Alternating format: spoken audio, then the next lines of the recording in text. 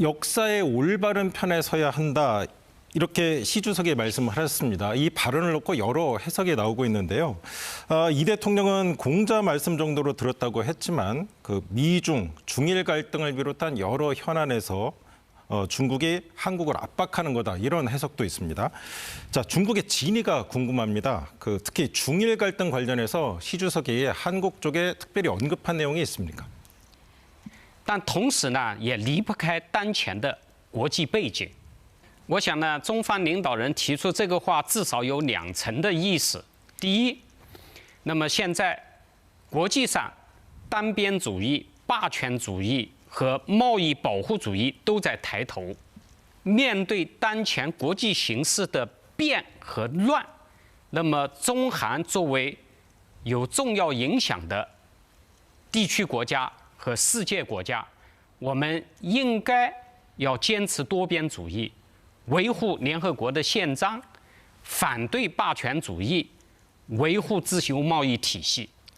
那么第二个层面的意思呢，就是我们共同的邻国日本，这一些年来确实是在右倾化，特别是高市早苗政府成立之后，准备修改和平宪法，重新进行武装。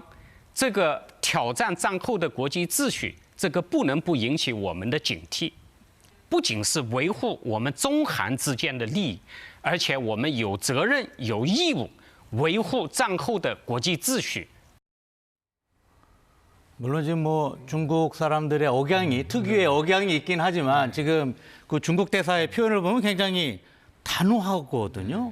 어떻습니까? 지금 이런 상황에서 우리 정부 또 이번에 특히 한일 간의 논의 어떤 식으로 이루어져야 된다고 보십니까?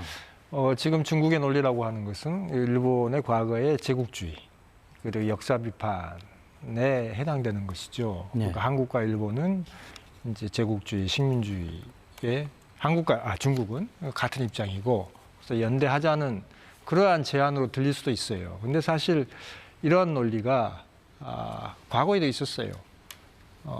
이제 박근혜 정부 때 그때도 이제 과거사를 가지고 중국과 한국이 연대하고 그래서 한미일 공조라고 하는 큰 틀에서 일본을 좀 떼어내려고, 한국을 떼어내려고 그런 논리였어요. 지금 상황도 그렇다고 봐요. 근데 한국과 중국 사이에도 역사, 이제 고대사 관련한 민감한 이슈가 남아 있고, 네. 또 서해상의 구조물 문제도 사실은 민감한 문제예요, 사실. 그래서 어느 국가나 과거사 그리고 경제, 안보에 있어서 민감한 문제가 있기 때문에 그것의 절대적인 기준이라고 하는 것은 결국 국익이겠죠. 국익 차원에서 우리가 적절하게 대응했다라고 그런 식으로 대응한 게 아까의 이재명 대통령의 말씀이었다고 저는 보고요. 네.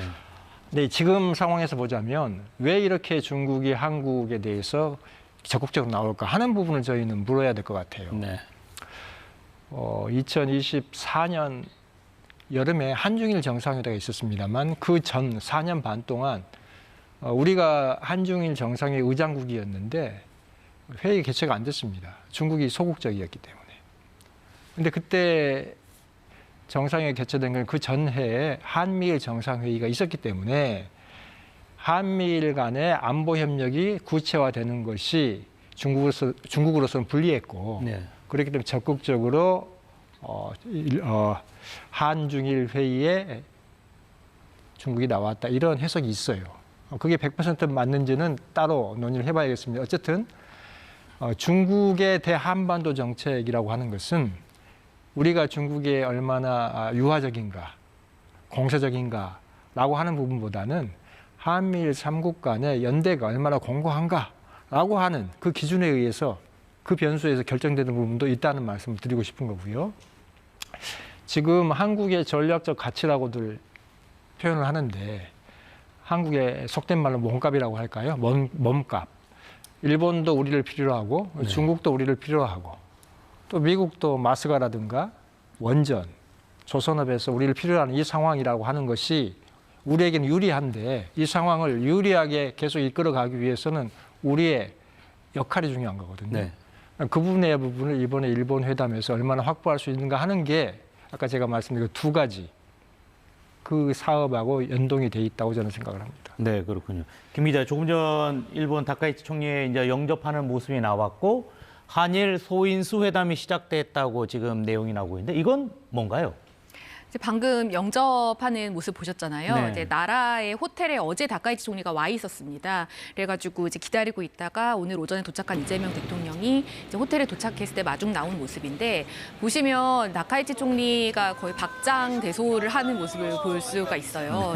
네, 최근에 이제 미디어에 노출된 다카이치 총리의 표정이 대부분 어두웠었는데 네. 지금 보면 이재명 대통령하고 대화 나누는 도중에 굉장히 표정이 밝다는 걸 알 수가 있고 그리고 본인의 시그니처 컬러인 이 파랑색 옷을 입고 와서 좀 굉장히 이 영접인데도 불구하고 좀 비교적 길게 대화를 나누는 모습을 볼 수 있었고 네. 이제 함께 온 김혜경 여사도 소개해주면서 영접인데도 불구하고 좀 오랜 시간 대화를 나눴고 이제 말씀하신 것처럼 이렇게 다카이치 총리 안내를 받아서 이 정상회담이 열리는 호텔로 올라가서 방금 전 공지된 대로 소인수 회담이라고 하는 건 이제 이재명 대통령과 다카이치 총리 그리고 아마도 이제 외교수장들 그리고 그다음에 청와대 국가안보실장과 같은 핵심 이 외교안보 사항과 관련된 핵심 요인들만 함께하는 소인수 회담이 먼저 진행이 되고 나서 네. 이제 확대 회담이라고 하는 형식으로 이제 경제 관료라든지 아니면 민생 분야 관료들이 함께 참여하는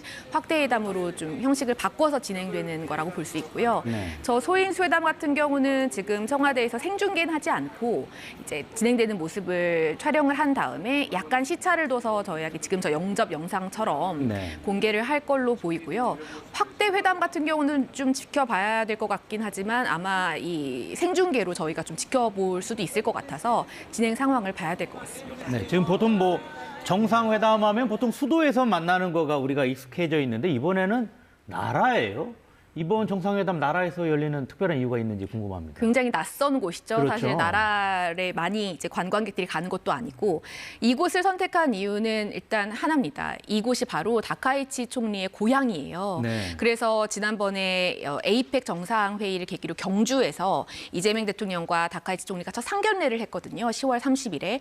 그때 만나서 이제 상견례 분위기가 굉장히 좋았습니다. 상견례를 한 뒤 이제 셔틀 외교라고 해서 두 정상이 굉장히 가까운 거리이기 때문에 자주 왕래하면서 만나는 그런 형식의 이 셔틀 외교를 지속하자라고 하고 있는 와중에 네. 그럼 다음은 어디에서 할 것이냐라고 했을 때 이재명 대통령이 총리의 고향인 나라에 가보고 싶다라고 먼저 이야기를 꺼냈고 그래서 이제 일본 측에서 추진을 해서 나라로 결정이 된 거고요. 네. 이제 다음에 답방을 와야 되잖아요. 네. 근데 이번에 또 이재명 대통령이 NHK 인터뷰에서 다음번엔 나의 고향인 안동으로 모시고 싶다라고 네. 이야기를 했어요. 예. 그래서 아마 또 머지않은 시기에 열릴 것 같은데 또 이 나라의 상징성이라고 하면 이곳이 고대 의 이제 백제와 일본이 교류했던 곳이고 백제의 건축 양식을 그대로 본받은 건물이 아직까지 남아 있는 곳이어서 내일 이재명 대통령과 다카이치 총리가 그곳에 직접 방문해서 함께 또 산책하며 담소를 나누는 자리도 마련이 돼 있다고 합니다. 네.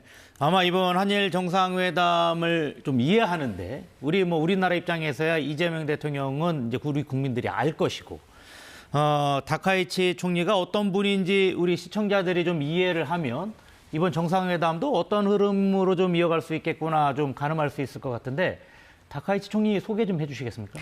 다카이치 총리 방금 굉장히 화난 얼굴로 이재명 대통령을 맞는 모습을 보면 굉장히 네. 좀 한국에 대해 원래 우호적이었고 이렇게 보이지만 네. 사실은 굉장한 이 강경파였습니다. 한국에 대해서 좀 과거사를 인정하지 않고 뭐 어떤 경우는 좀 심하게 말하는 경우도 몇 번 있어서 예를 들면은 이 야스쿠니 신사 참배 문제를 두고 한국에서 비난 목소리가 나오자 한국이 기어오르고 있다 이런 표현을 해서 한국에서 공분을 했던 적도 있었어요. 그리고 굉장히 보수 성향이 강해서 여자 아베라고 불렸던 인물인데 근데 이제 총리가 됐을 때 굉장히 우려가 컸었거든요. 그런데 총리가 되자마자 이제 취임 일성으로 한국에 대해 좋은 감정을 가지고 있다. 나는 이미 한국의 김과 한국산 화장품을 굉장히 좋아한다. 이재명 대통령과 만나보고 싶다. 이런 말을 하면서 네. 정치인으로서의 이 다카이치와 이제 총리로서의 다카이치의 어떤 성격을 좀 구분하는 작업을 했고 그리고 나서 10월 30일 있었던 실제 첫 번째 이재명 대통령과의 만남에서 경주에서죠. 경주에서 예. 굉장히 우호적인 분위기로 서로 이야기 나누고 뭐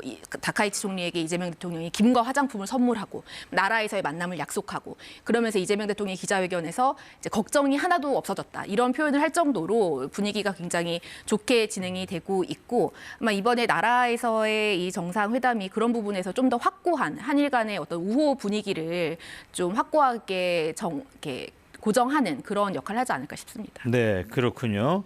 이번 회담 관련돼서 소식을 하나 전해드리고 그렇게 다음에 계속 대담을 이어가도록 해보겠습니다.